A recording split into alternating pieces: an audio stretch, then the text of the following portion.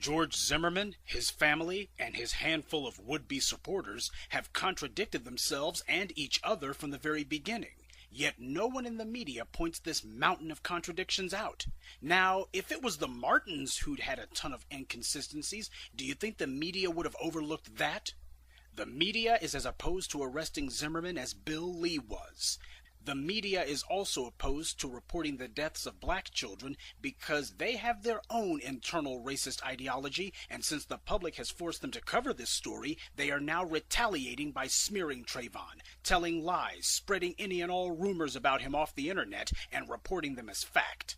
Meanwhile, the media asks no questions whatsoever about Zimmerman's past. They seem curiously uninterested in the guy who murdered a child. If you thought this kind of psychopathic racism was reserved only for sewers like Stormfront, guess again.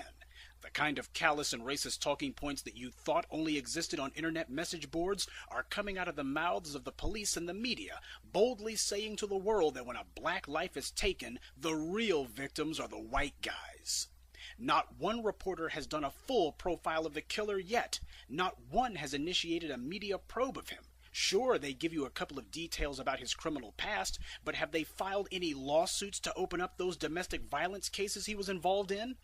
Because the Associated Press certainly didn't have a problem using a lawsuit to see if Trayvon Martin had a juvenile record, and when they found out that he didn't, they didn't trumpet this fact. Instead, they acted like it didn't happen, and just moved on to the next racist talking point. Nobody is asking what ties Zimmerman's father, Robert Zimmerman, has to the Sanford Police Department or the state's attorney's office. Zimmerman's 2005 assault charge has been sealed by the court. Did Robert have anything to do with that, or with getting his son's 2 domestic violence charges sealed as well? Nobody has asked Zimmerman's ex-fiancée why she filed charges against him. There are at least 3 individuals who can say George Zimmerman perpetrated violence against them, and yet the media is not interested in talking to any of them. On the other hand, they fell all over themselves publicizing a pitiful letter by Robert Zimmerman, who himself expressed no sympathy with the Martin family. In fact, this goof had the nerve to say at no time did George follow or confront Mr. Martin. Still, the media tried to play it as if we need to feel sorry for Robert Zimmerman, but before you go getting all dewy-eyed over him, I want you to remember there's another father in this case. The father of Trayvon Martin. While George Zimmerman is sitting at home patting himself on the back for having gotten away with murder, Tracy Martin is mourning the loss of his dead son. While George Zimmerman is laughing with his family about how tough he was that night, Tracy Martin is left to try to get on with what's left of his own life. The killing of Trayvon Martin may well not have started out being about race, but it certainly is now, and it's not because of the Martin family or the activists who have come to their aid. This case became about race the instant George Zimmerman, by his own admission, decided that the only reason he needed to stalk and murder Trayvon Martin was that he was black. It became about race when the police chief decided to become an advocate for the murderer. It became about race when the police chief feebly tried to use the race card to take the heat off himself and attempt to play the victim. It became about race when the bigots and racists came out of the woodwork trying to form some online support group for their chosen murderer. It became about race when the media treated Trayvon's death and his life completely the opposite of how they treated the countless white children whose deaths they've covered.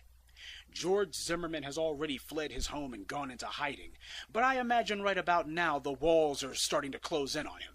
The more investigations that open against him, the greater the chance that one of them will result in his being arrested and convicted. He wanted to get attention? Well, he's getting it. He is now the most wanted man in America. In the last few days, we've seen the conservatives organize themselves into a defense team for George Zimmerman. They've used their websites and broadcast outlets as a propaganda mill with one purpose: smear Trayvon Martin. They can't say anything good about George Zimmerman because there's nothing good to say, so instead they've been reduced to trolling Twitter, looking for gossip, chatter, anything they can use, anything at all. One of the first attacks came from Michelle Malkin, who decided to copy and paste a lie from some white supremacist website. They claimed to have found pictures of Trayvon Martin, but it turned out they'd gone to the wrong guy's Facebook page. Malkin was forced to admit she'd made a mistake and that the picture was a fake, but that hasn't stopped conservatives and right-wing pundits from continuing to use it anyway.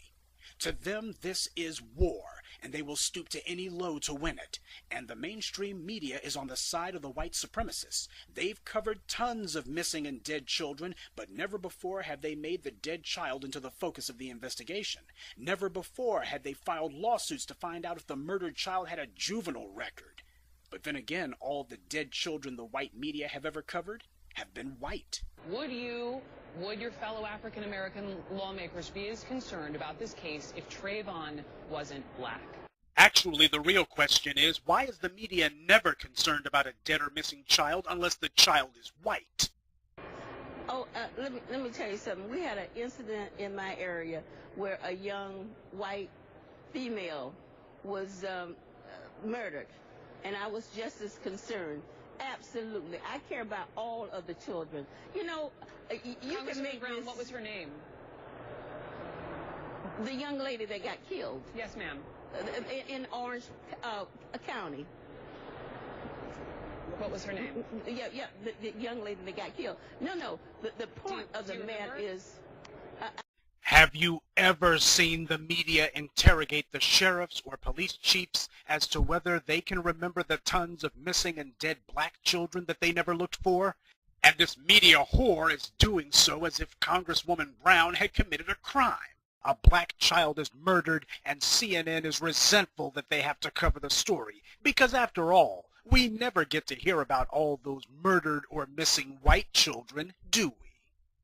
I don't remember her name, but we had all kinds of rallies in the community in Jacksonville that I participated in, and I made sure that the sheriff department had the money that they need to pursue the case. Was it just a memory lapse? We're talking about the Summers case, and then... So you do know her name? Come on. I went to the wake. I participated. Fuming, she reminds her constituents who are now questioning her role as a congresswoman to remember the check she once wrote the Clay County sheriff during the Thompson investigation. Before he left my office, he had a check for $10,000. That's what you tell him. Tell them I do my job. I checked with the Clay County Sheriff's Office, and turns out the congresswoman is actually not giving herself enough credit. Sheriff Beasler says he actually received 2 checks totaling $30,000. Can anyone think of the last time or any time that Brooke Baldwin covered the death or disappearance of a black child? Can you think of any time that CNN had done so before or since Trayvon Martin? Brooke Baldwin is who CNN chose to replace Rick Sanchez with, who you'll recall got fired for making insensitive remarks. Only he made the mistake of making those remarks about Jews instead of black people. When Natalie Holloway went missing in Aruba, I wondered, did the white media ask who she had slept with in the past? Did they ask if she made it a habit to run off with strange men? Did they ask what her emails said, what her Twitter page said, what her friends wrote to her online? Did they ask if she'd ever been suspended from school? Did they ask if she'd ever used drugs? In other words, did they ask if the white victim of a murder had any dirt on her? They have treated Trayvon Martin as if he was the criminal and George Zimmerman as if he was the victim. A lot of black people are surprised that the media is leading the charge in the posthumous lynching of Trayvon Martin, but you shouldn't be. The media has always been the mouthpiece for lynchings in America, justifying the lynchers and demonizing the lynched. The times may change, but these people don't. Now the verdict is in. George Zimmerman is free for the second time. As I had predicted, the prosecution made a sham of a case. Now, when you couple this verdict with the Supreme Court decision declaring that black people are not to be given the vote, at what point does it dawn on you that you're being targeted? How much more evidence would you like to see? Videos like mine don't get much attention because it's not entertaining. That alone should tell you how widespread the problem of black detachment is. We don't know we're in a race war, and we don't want to be told. We cannot think we'll be able to pay lip service to change. All change begins with a strategic assessment, and nowhere else. Anything else is running off half-cocked. As black people, we have been silent and still for far too long. The bodies are beginning to pile up, and now it's our children who are being targeted, with the full support of the media and the state. So, what are you going to do about it? Will you march? Will you rally again? Will you threaten some more, as you've done for 100 years? Action is what the world understands, not gestures. Marching and rallying and talking about what you're going to do counts as activity, not action. You might as well be walking in circles. To get justice in the courts, you must control the judges. I don't care if the judge is black. If you didn't put him there, he is not on your side. You must control the prosecutor's office. If you didn't put that DA in power, then he is not on your side. You must control the police chiefs. If you didn't put them there, they are not on your side. Black people must become not just interested in how the machinery of their society works, but in putting themselves or people they control into positions to directly manipulate that machinery on our behalf. We do not need a level playing field. We want a field that is as lopsided in our favor as possible. What do you call that? You call that justice.